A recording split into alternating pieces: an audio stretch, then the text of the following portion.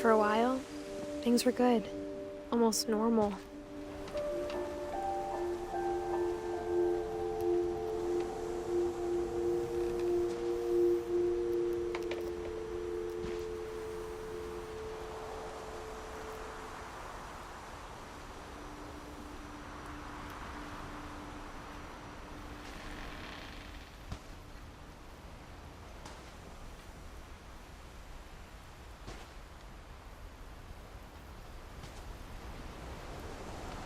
But it didn't last.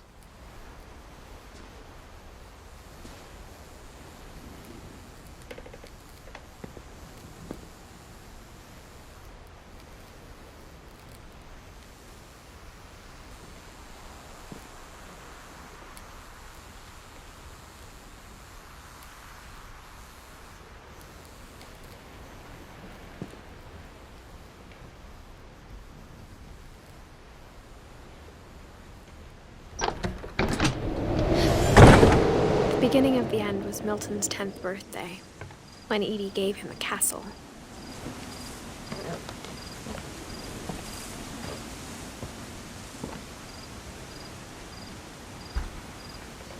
After Milton disappeared, the only thing he left behind was a room full of paintings.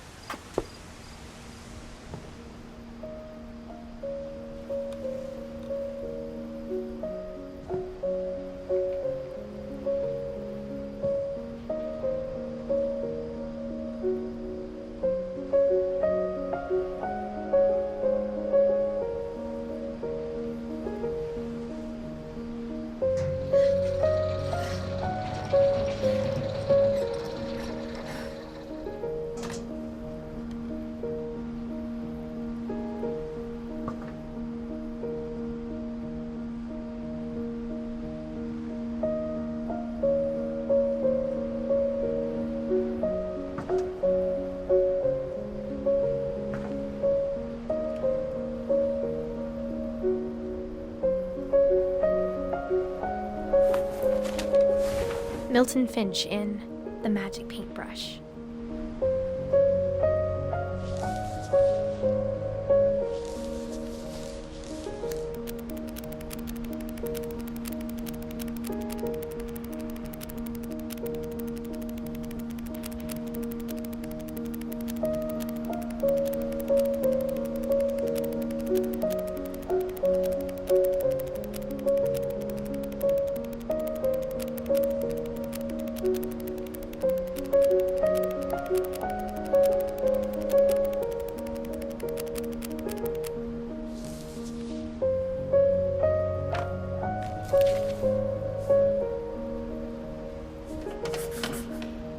I was 4 when Milton disappeared.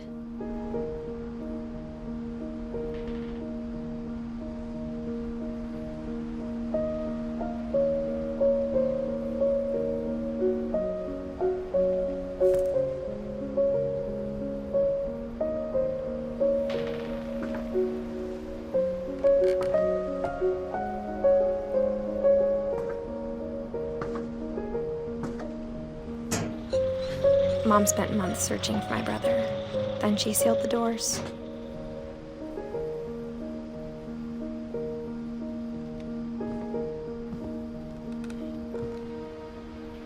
Whatever Milton had found in the house, Mom didn't want it getting out.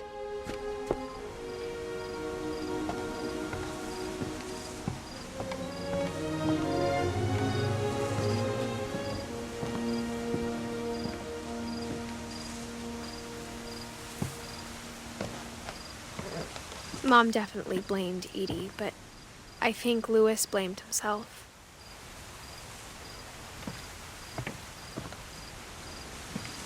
After he graduated, he just spent more and more time in his room, until Mom got him a job at the cannery.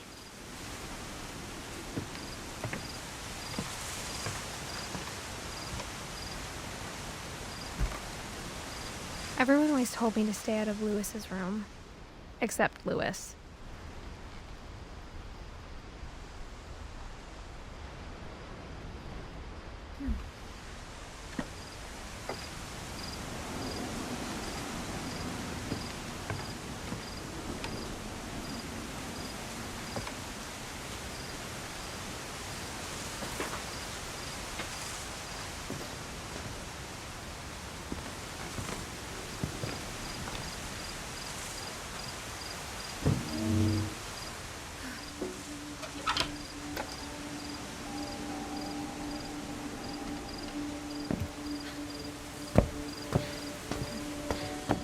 Lewis's room smelled very, very familiar. That part of him lived on.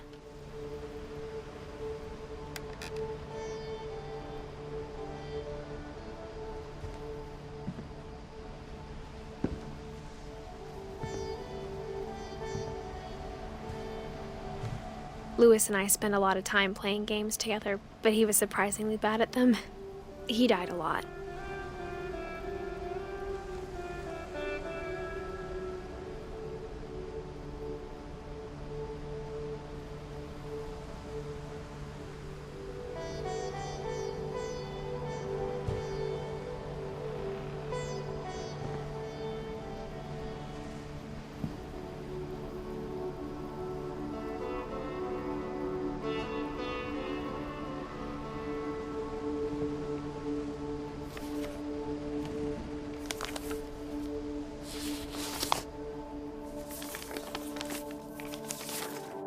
Dear Mrs. Finch, as Lewis's psychiatrist, I can understand your desire for an explanation.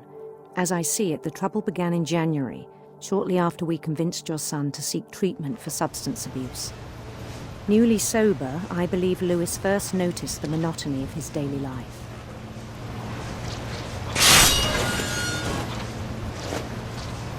He kept working at the cannery, but he withdrew part of himself. In our sessions, I saw the same behavior. His mind began to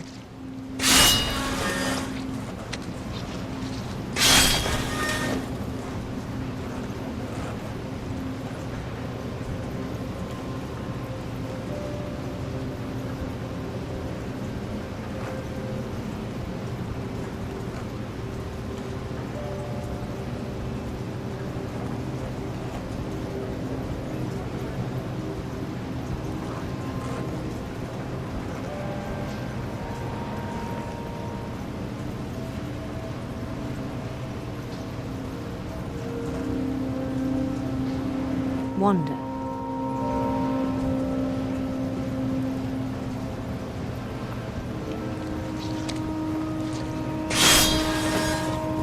I asked him to describe it. He said he started small, imagining a labyrinth.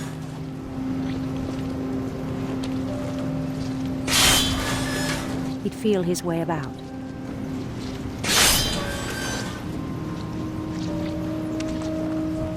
Then something moved. Bats. And toads.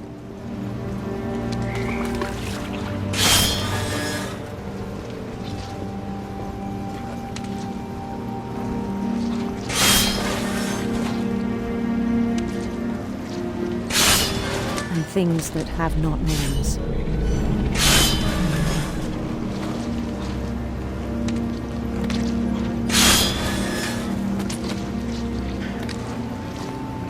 He knew it was all in his head.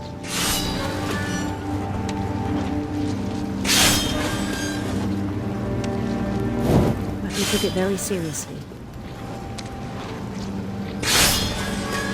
I had hoped he'd find himself.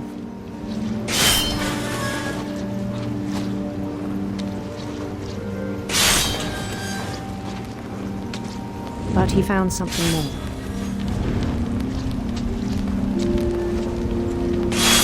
I worried about him then.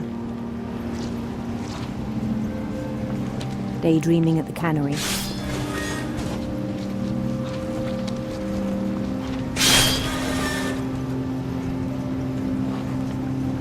I spoke with his boss. But he said Lewis had become a model employee. Methodical, tireless, focused.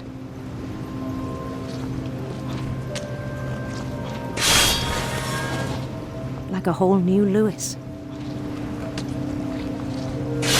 So I let him go on.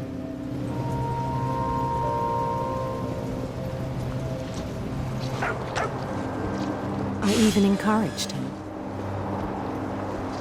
It seemed very promising at first. He told me he'd made a new friend.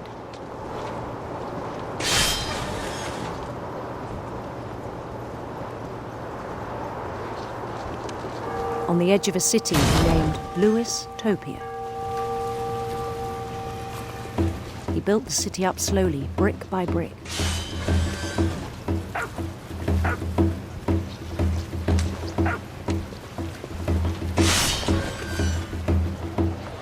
Then he made musicians.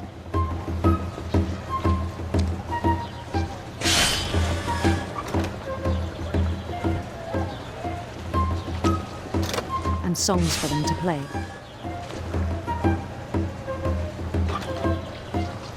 He talked about starting a band. And he was always humming something. Every day his imagination grew stronger.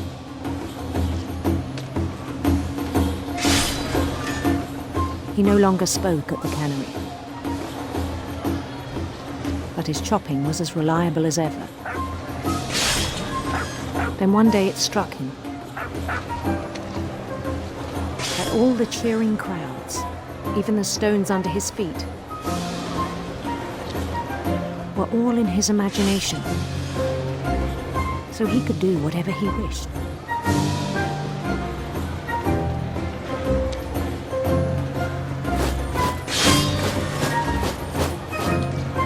He held an election for mayor. And he won. They begged him to stay, but his mind was already wandering. It became a game for him.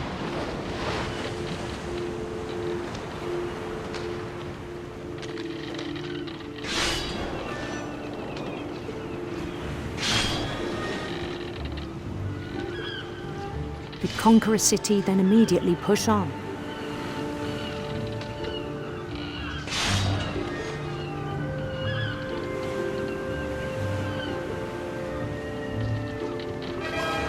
New Louisville.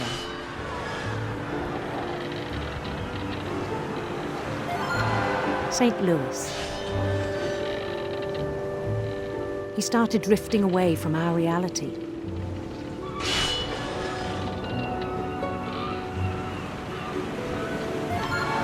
Minneapolis, until one day he forgot to go home from the cannery.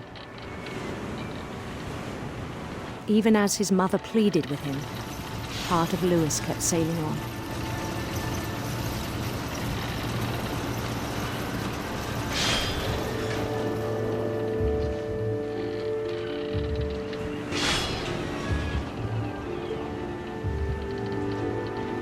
In Lewisburg, he heard rumors of a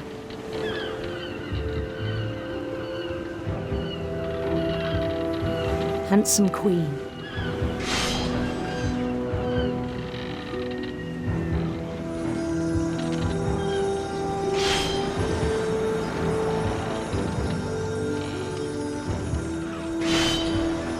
The queen was on her own quest for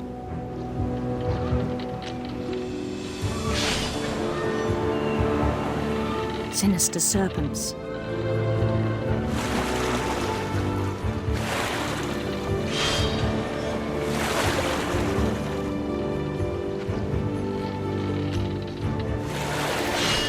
He followed the sound of her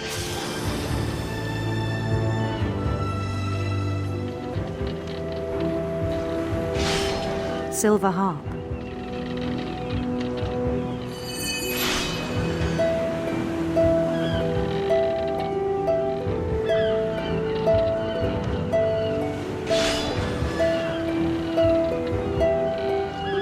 His chase led him to a golden palace east of the sun and west of the moon.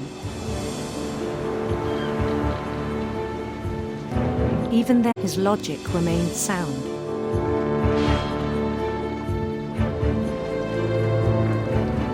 He knew the world was all in his imagination.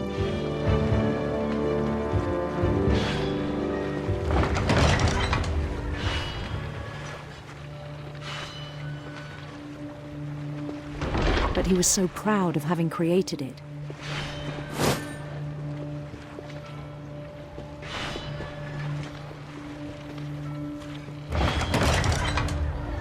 In his own eyes, he'd become something greater than a king.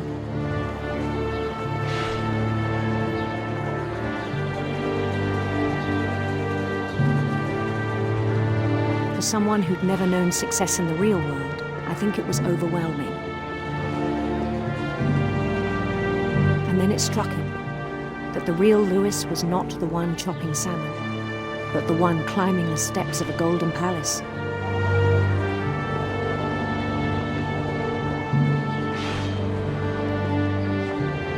My imagination is as real as my body, he told me.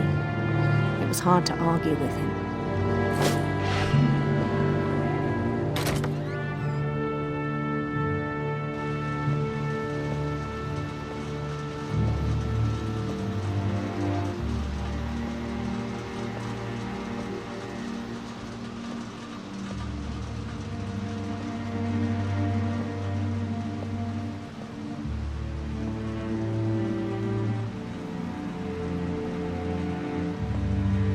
Began to forget the world we know.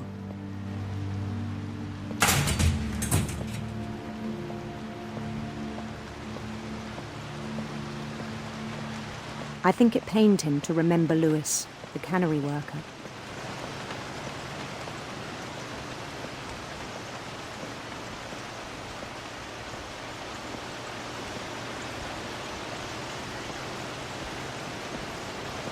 He began to despise the man with a royal contempt.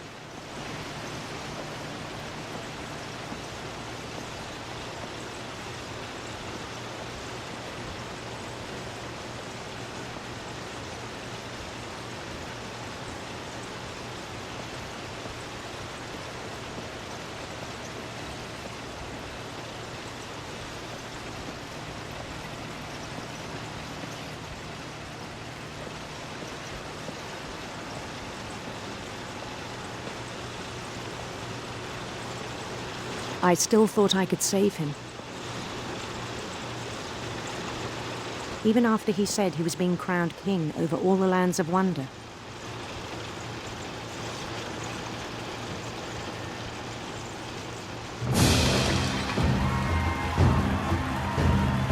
The palace would be packed with his companions.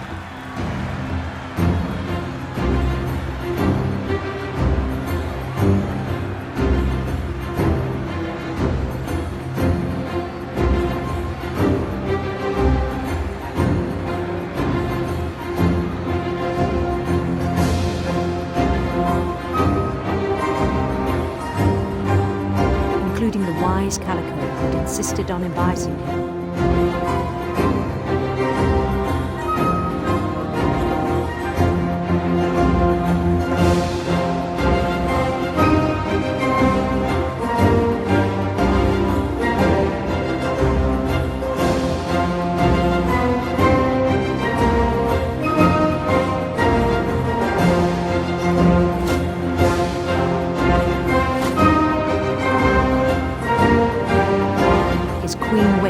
Holding his crown.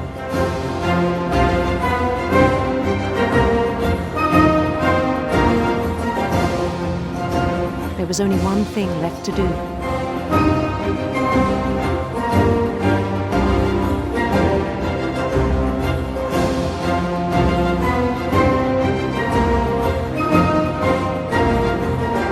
Bend down his head.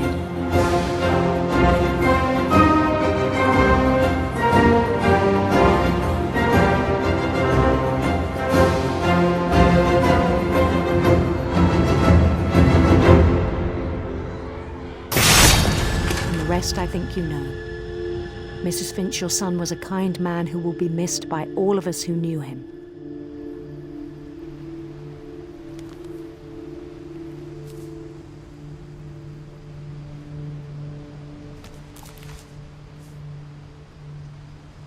My brother was really cool. I wish you could have met him.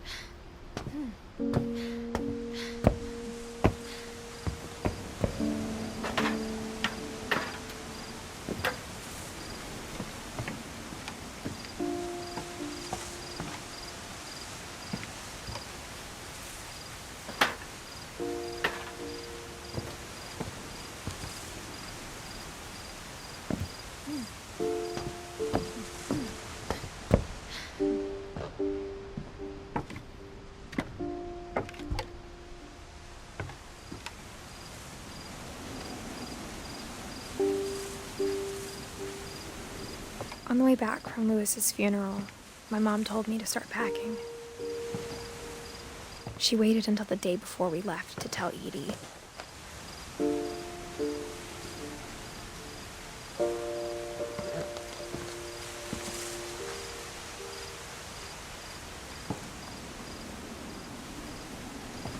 I'm not sure if she wanted to make it easier or harder.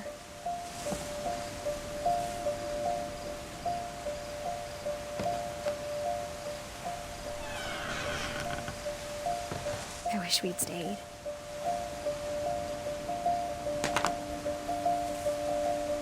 But I understand why we left.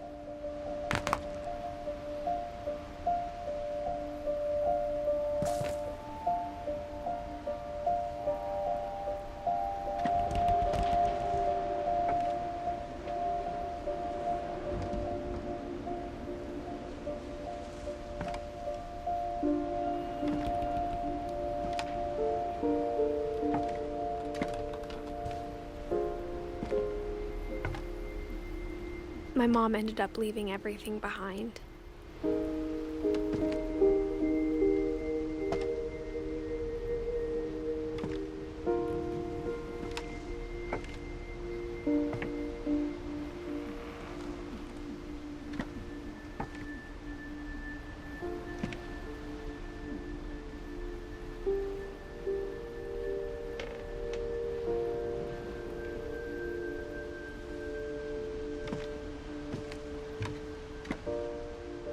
What happened that night had been coming for a long time.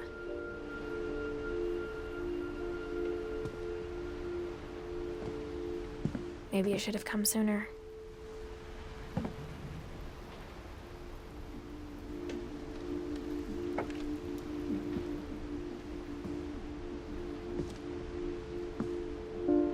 But it had to end one way or another.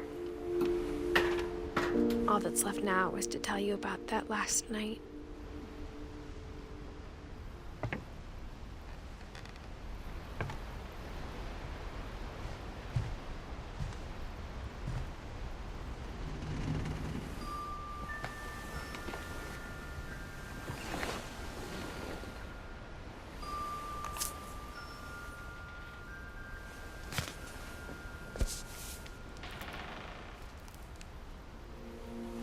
That whole last day, Edie just watched us pack and didn't say a word.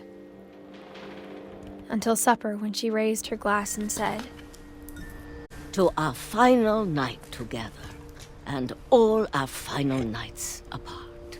Grandma, you know what I said about alcohol. Some of your medications are very Edith, specific. I left a present for you in the hallway. Why don't you go open it? The grown-ups have to argue now. I'm sorry, you're right. We're all leaving tomorrow. Let's just enjoy our last... I'm not leaving. Edith, you're excused.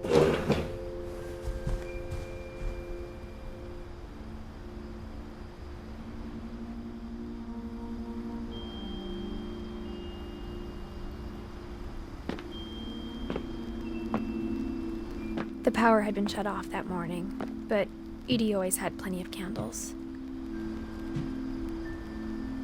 When my mom sealed the library, I don't think she knew about the other entrance.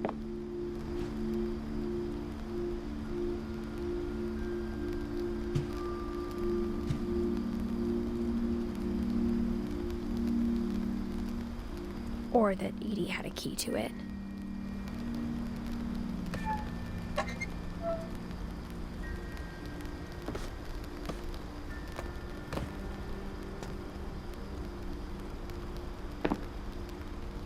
That thing you're afraid of isn't going to end when you leave the house.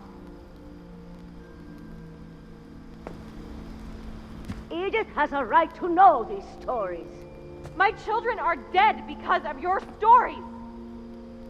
I think it's best if Edith and I leave tonight.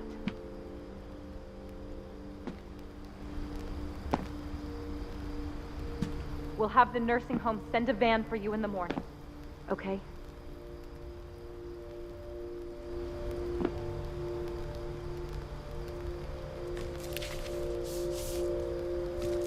Dear Edith, there's so many stories I wish I could tell you, but there's only time for one.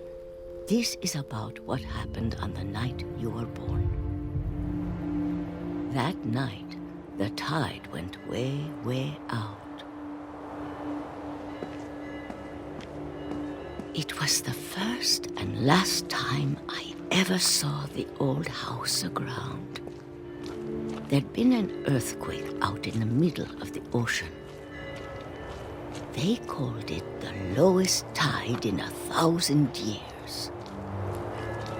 God, it smelled awful. You know, I've seen that house every day of my life.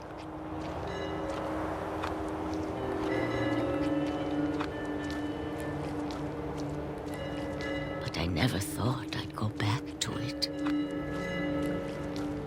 When the fog rolled in, I lost my way.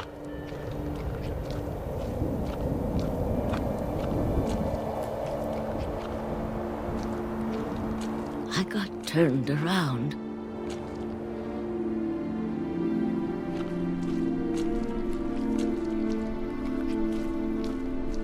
I started seeing things.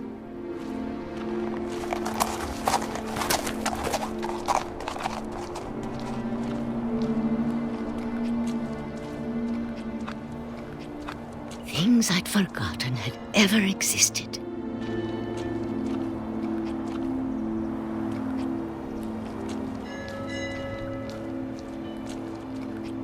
But when I saw them, they felt like old friends. That night, a lot of things came back to me. Or maybe I came back to them.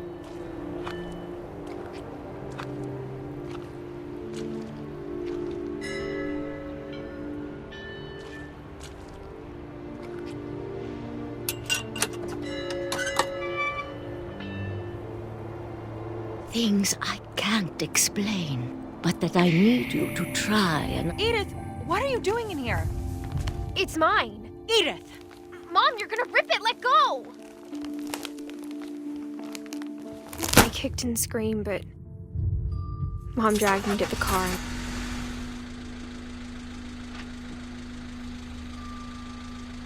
I never saw Great-Grandma Edie again. The next morning, the van came to pick her up, but she was already gone. After that, we moved around a lot.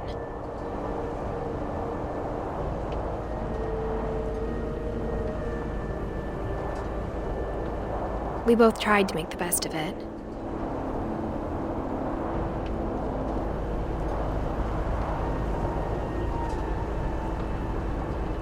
A few years went by.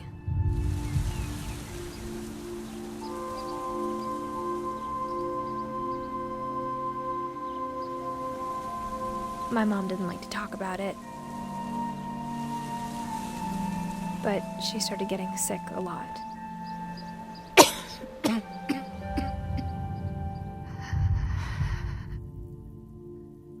She got better for a while,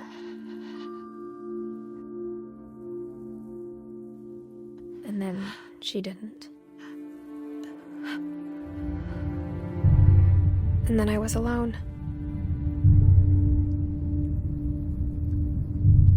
The last Finch left alive.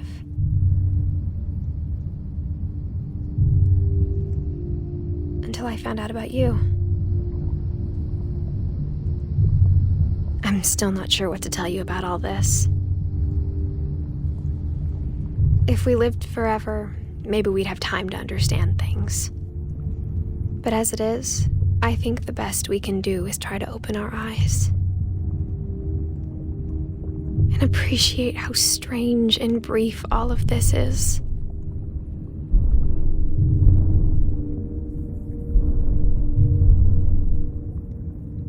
This journal was supposed to be for you. But now I hope you'll never see it. I just want to meet you and tell you all these stories myself. But I guess if you're reading this now, things didn't work out that way.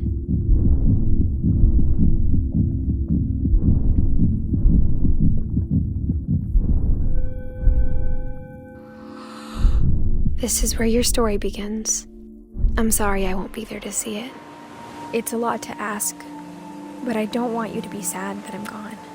I want you to be amazed that any of us ever had a chance to be here at all. Good luck.